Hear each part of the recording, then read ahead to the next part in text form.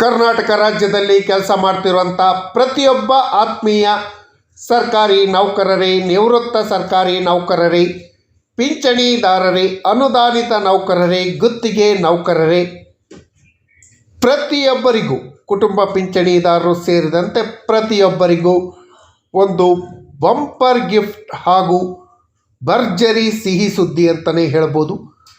ಪ್ರತಿಯೊಬ್ಬರು ಎಷ್ಟೋ ವರ್ಷಗಳಿಂದ ಕಾಣ್ತಾ ಇದ್ದಂಥ ಕನಸುಗಳು ಈಡೇರುವಂಥ ಕ್ಷಣ ಬಂದಿದೆ. ನೀವು ಹಾಲಿ ಪಡೆಯುತ್ತಿದ್ದಂಥ ಏನು ಸ್ಯಾಲರಿ, ಪೆನ್ಷನ್, ಫ್ಯಾಮಿಲಿ ಪೆನ್ಷನ್, ಅರಿಯರ್ಸ್ಗಳು ಡಬಲ್ ಆಗತ್ತೆ, 100% ಡಬಲ್ ಆಗತ್ತೆ. ಈಗ ಡಿ ಎಗಳು ಜಾಸ್ತಿ ಆಗತ್ತೆ, ಟಿ ಎಗಳು ಜಾಸ್ತಿ ಆಗತ್ತೆ, ಎಲ್ಲ ಸೌಲಭ್ಯಗಳು ಜಾಸ್ತಿ ಆಗತ್ತೆ. ಹೇಗೆ ಜಾಸ್ತಿ ಆಗತ್ತೆ? ಇದು ನಿಮ್ಮೆಲ್ಲರ ಜೀವನಕ್ಕೆ ವರದಾನವಾಗುವಂತಹ ಒಂದು ವಿಶೇಷ ಸುದ್ದಿಯನ್ನು ತಂದಿದ್ದೀನಿ. ಈ ವಿಡಿಯೋನ ಕೊನೆವರೆಗೂ ನೋಡಿ ಇದರ ಉಪಯೋಗವನ್ನು ಪಡ್ಕೊಳ್ಳಿ. ಈ ಮಾಹಿತಿಯನ್ನು ಶೇರ್ ಮಾಡೋದಕ್ಕಿಂತ ಮುಂಚಿತವಾಗಿ ಯಾರೆಲ್ಲ ಈ ಚಾನಲ್ಗೆ ಸಬ್ಸ್ಕ್ರೈಬ್ ಆಗಿಲ್ಲ, ದಯವಿಟ್ಟು ಕೆಳಗಡೆ ಕಾಣ್ತಾ ಇರೋಂಥ ಸಬ್ಸ್ಕ್ರೈಬ್ ಬಟನನ್ನು ಒತ್ತಿ, ಬೆಲ್ ಐಕನನ್ನು ಕ್ಲಿಕ್ ಮಾಡಿ, ಆಲ್ ಅಂತ ಮಾಡಿ. ನೀವು ಫೇಸ್ ಮಾಡ್ತಾ ಇರೋಂಥ ಎಲ್ಲ ಪ್ರಾಬ್ಲಮ್ಗಳನ್ನು ಲೀಗಲ್ಲಾಗಿ ಸಾಲ್ವ್ ಮಾಡ್ಕೊಳ್ಳೋಕ್ಕಿರೋಂಥ ಉತ್ತಮ ವೇದಿಕೆಗೆ ಜಾಯ್ನ್ ಆಗಿ ನಿಮ್ಮ ಸಮಸ್ಯೆಗಳನ್ನು ಬಗೆಹರಿಸ್ಕೊಳ್ಳಿ. ಸ್ನೇಹಿತರೆ, ಭಾರತ ಸಂವಿಧಾನದಲ್ಲಿ ಎಲ್ಲರನ್ನ ಸಮಾನವಾಗಿ ಕಾಣಬೇಕು ಅನ್ನೋ ಒಂದು ಅಂಶ ಇದೆ. ಪ್ರಿಯಾಂಬಲಲ್ಲಿ ಎಲ್ಲರೂ ಸರ್ವತಂತ್ರ ಸ್ವತಂತ್ರರಿದ್ದಾರೆ. ಆರ್ಟಿಕಲ್ 14, 16 ಪ್ರಕಾರ ಎಲ್ಲರಿಗೂ ಸಮಾನತೆ ಇದೆ. ಆದರೆ ಕೇಂದ್ರ ಸರ್ಕಾರಿ ನೌಕರರಿಗೆ ಒಂದು ರೀತಿಯ ಸಂಬಳ ಹಾಗೂ ರಾಜ್ಯ ಸರ್ಕಾರಿ ನೌಕರರಿಗೆ ಒಂದು ರೀತಿಯ ಸಂಬಳ. ಇದು ಯಾವ ನ್ಯಾಯ? ಕೇಂದ್ರ ಸರ್ಕಾರಿ ನೌಕರರು ಮಾತ್ರ ಕೆಲಸ ಮಾಡ್ತಾರೆ, ರಾಜ್ಯ ಸರ್ಕಾರಿ ನೌಕರರು ಕೆಲಸ ಮಾಡಲ್ವಾ? ಇದಕ್ಕೆ ಒಂದು ಗುಡ್ ನ್ಯೂಸ್ ಸಿಕ್ಕಿದೆ. ಸರ್ಕಾರಿ ನೌಕರ ಸಂಘದ ಅಧ್ಯಕ್ಷರಾದ CS ಷಡಾಕ್ಷರಿ ಅವರು ಕೇಂದ್ರ ಮಾದರಿ ವೇತನ ಜಾರಿಯ ಖಚಿತತೆಯ ಬಗ್ಗೆ ಪತ್ರಿಕಾಗೋಷ್ಠಿಯಲ್ಲಿ ತಿಳಿಸಿದ್ದಾರೆ. ಏನು ಹೇಳಿದ್ದಾರೆ ನೋಡೋಣ ಬನ್ನಿ. ಜನವರಿ 2020 ಕಮಿಟ್ ಜನವರಿಯಿಂದ ಕೇಂದ್ರ ಸರ್ಕಾರಿ ನೌಕರ ವೇತನ ಪರಿಷ್ಕರಣೆ ಆಗ್ತಾ ಇದೆ. ನಮ್ಮ ಪೇ ಕಮಿಷನ್ ನಾವು ರೆಕಮೆಂಡೇಶನ್ ಮಾಡಿಸಿದ್ವಿ. ಏನಂತ ಮಾಡಿಸಿದ್ವಿ ನೋಡಿ, ನಾವು ಎಷ್ಟು ಮುಂದಾಲೋಚನೆ ಇರುತ್ತೆ ಅಂತ ಎಲ್ಲ ತಿಳ್ಕೋಬೇಕಂದ್ರೆ ನೀವು ತಿಳ್ಕೊಳ್ಳಲ್ಲ, ನಾನು ಕೇಳೋದಿಲ್ಲ. ಇದು ನಮ್ಮ ದುರ್ದೈವ. ನಾವು ಸೆಂಟ್ರಲ್ ಪೇ ಕಮಿಷನ್ ಅಲ್ಲಿ ಒಂದು ಆರ್ಡರ್ ಮಾಡಿದ್ವಿ. ಸುಧಾಕರ್ ಅವರನ್ನ ಅಧ್ಯಕ್ಷರು ಮಾಡಬೇಕಾದ ಸಂದರ್ಭದಲ್ಲಿ ರಿಕ್ವೆಸ್ಟ್ ಮಾಡಿದ್ವಿ, ರಾಜ್ಯ 7ನೇ ವೇತನ ಆಯೋಗದ ವರದಿ ನೀಡುವ ಬಗ್ಗೆ ಹಾಗೂ ಕೇಂದ್ರ ಮಾದರಿ ವೇತನ ನೀಡುವ ಬಗ್ಗೆ ಸಾಧಕ ಬಾಧಕಗಳನ್ನ ಅಧ್ಯಯನ ಮಾಡಿ ವರದಿ ಸಲ್ಲಿಸಲು ಡಾಕ್ಟರ್ ಸುಧಾಕರ್ ಅವರ ನೇತೃತ್ವದಲ್ಲಿ ವೇತನ ಆಯೋಗ ಸಮಿತಿಯನ್ನು ರಚನೆ ಮಾಡಿದೆ ಅಂತ ಹೇಳಿ ಆದೇಶವನ್ನು ಮಾಡಿದಾಗ ಅದನ್ನು ಲೈನ್ ಸೇರಿಸಿದ್ವಿ. ಕೇಂದ್ರ ಮಾದರಿ ವೇತನದ ಬಗ್ಗೆ ಅಧ್ಯಯನ ಮಾಡಿ ವರದಿಯನ್ನು ಕೊಡಬೇಕು ಅಂತ ಲೈನ್ ಸೇರಿಸಿರುವಂತ ಕಾರಣಕ್ಕಾಗಿ 2022ರಲ್ಲಿ ಆ ರಿಪೋರ್ಟ್ ಕೊಟ್ಟಾಗ ರೆಕಮೆಂಡ್ ಅನ್ನು ಮಾಡಿರೋದು. ಏನ್ ರೆಕಮೆಂಡ್ ಮಾಡಿದ್ದಾರೆ ಪೇ ಕಮಿಷನ್ ಅವರು? ಸೆವೆಂತ್ ಪೇ ಕಮಿಷನ್ ಅಂದ್ರೆ ಕರ್ನಾಟಕ ರಾಜ್ಯ ಸರ್ಕಾರಿ ನೌಕರರ ವೇತನ ಒತ್ತಿಗೆ ಕಡಿಮೆ ಇದೆ. 22 ರಾಜ್ಯದಲ್ಲಿ ಸೆಂಟ್ರಲ್ ಪೇ ಕಮಿಷನ್ ಇದೆ. ಹಾಗಾಗಿ ನೆಕ್ಸ್ಟ್ ಸೆಂಟ್ರಲ್ ಪೇ ಕಮಿಷನ್ ಯಾವಾಗ ಪರಿಷ್ಕರಣೆ ಆಗುತ್ತೆ, 8th ಪೇ ಕಮಿಷನ್ ಯಾವಾಗ ಆಗುತ್ತೆ, ಅದಾದ್ಮೇಲೆ ಕರ್ನಾಟಕದಲ್ಲೂ ಕೂಡ ಸೆಂಟ್ರಲ್ ಪೇ ಕಮಿಷನ್ ಅಳವಡಿಸಿಕೊಳ್ಬೇಕು ಅಂತ ಹೇಳಿ ಶಿಫಾರಸನ್ನು ಮಾಡಿಸಿಕೊಂಡಿದ್ದೇವೆ. ಮತ್ತೆ 2026, 27 ಮತ್ತೆ 26 ಜನವರಿಯಿಂದಲೇ ನೀವು ಸ್ಟಾರ್ಟ್ ಮಾಡ್ಕೋಬೇಡಿ, ಆಗಲ್ಲ.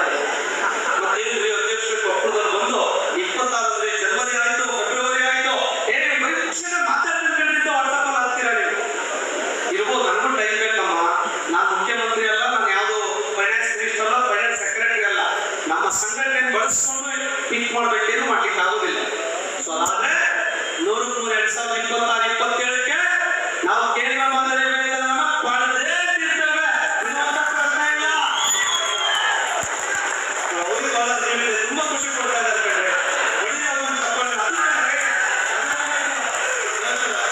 ಅದು ನಿಜವಾದ ನಿಮ್ಮ ಸಂಘಟನೆ ಕಂಡ್ರೆ ಎಸ್ ನೋಡಿ. ಸೆಂಟ್ರಲ್ ಪೇ ಕಮಿಷನ್ ಆದ್ರೆ ಈಗ ನಮಗೆ ಈಕ್ವಲ್ 3 ಕೊಟ್ಟರೆ ಈಗ 2.5 10% ಹೋಗಿ 5 ವರ್ಷಕ್ಕೆ 12% ಕಳ್ಕೊಳ್ತವೆ. ನೀವು ಬೇಸಿಕ್ 1,80,000 ಇದ್ರೆ 9,600 ರೂಪಾಯಿ ತಿಂಗಳ 10,000 ಆದ್ರೆ ಇಟ್ಕೊಳ್ಳಿ. ಒಂದು ವರ್ಷಕ್ಕೆ ಎಷ್ಟು ಹೋಗ್ರಿ ನಮ್ಗೆ ಗೊತ್ತೇ ಆಗೋದಿಲ್ಲ ಕಣ್ರಿ, ಲೆಕ್ಕಗಳೆಲ್ಲ. ಹಾಗಾಗಿ ಯೋಚನೆ ಮಾಡಬೇಡಿ. ಮತ್ತೆ ನಮ್ಮ ಸಂಬಳ ಕನಿಷ್ಠ 25-30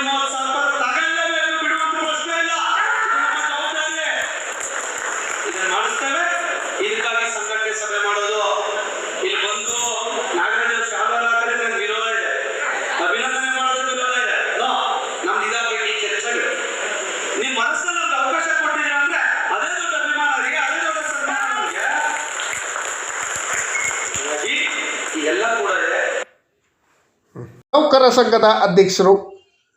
ರಾಜ್ಯದಲ್ಲಿರುವಂಥ ಪ್ರತಿಯೊಬ್ಬ ನಿವೃತ್ತ ಸರ್ಕಾರಿ ನೌಕರರು, ಪಿಂಚಣಿದಾರರು, ಸರ್ಕಾರಿ ನೌಕರರಿಗೆ 2027ರಲ್ಲಿ ಖಚಿತವಾಗಿ ಸೆಂಟ್ರಲ್ ಪೇ ಜಾರಿಯಾಗತ್ತೆ ಅನ್ನೋ ಒಂದು ಭರವಸೆಯನ್ನು ಕೊಟ್ಟಿದ್ದಾರೆ.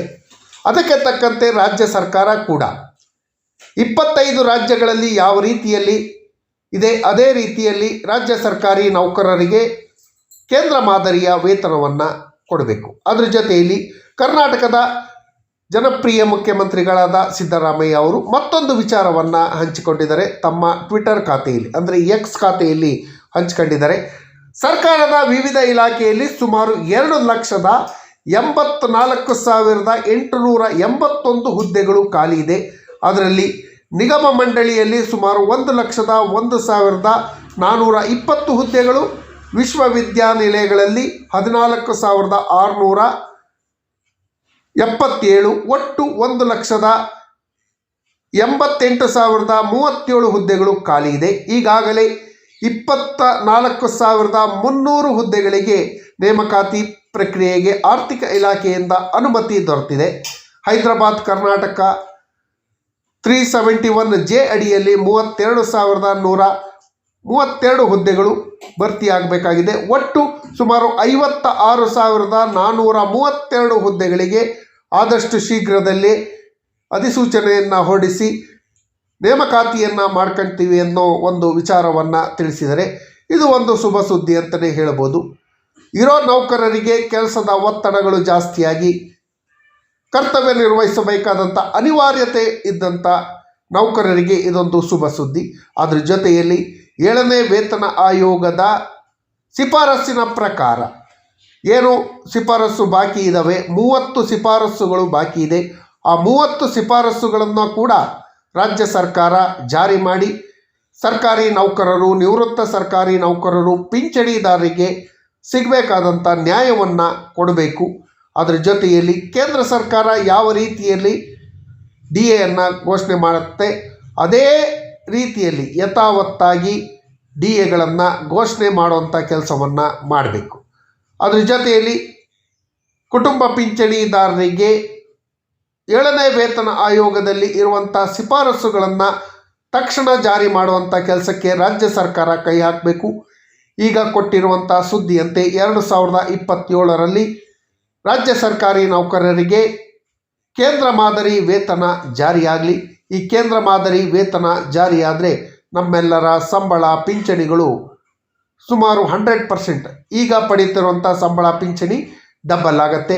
ಆದಷ್ಟು ಶೀಘ್ರದಲ್ಲಿ ನಮ್ಮ ಕನಸುಗಳು ಈಡೇರಲಿ ಅಂತ ಕೇಳ್ಕೊಂತ ಈ ಮಾಹಿತಿ ತಮಗೆಲ್ಲರಿಗೂ ಇಷ್ಟ ಆಗಿದ್ದರೆ ದಯವಿಟ್ಟು ಸಬ್ಸ್ಕ್ರೈಬ್ ಮಾಡ್ಕೊಳ್ಳಿ, ನಿಮ್ಮ ಸ್ನೇಹಿತರಿಗೂ ಶೇರ್ ಮಾಡಿ, ಈ ಚಾನಲ್ಗೆ ಜಾಯ್ನ್ ಆಗಿ. ಧನ್ಯವಾದಗಳು. ಜೈ ಹಿಂದ್, ಜೈ ಕರ್ನಾಟಕ ಮಾತೆ.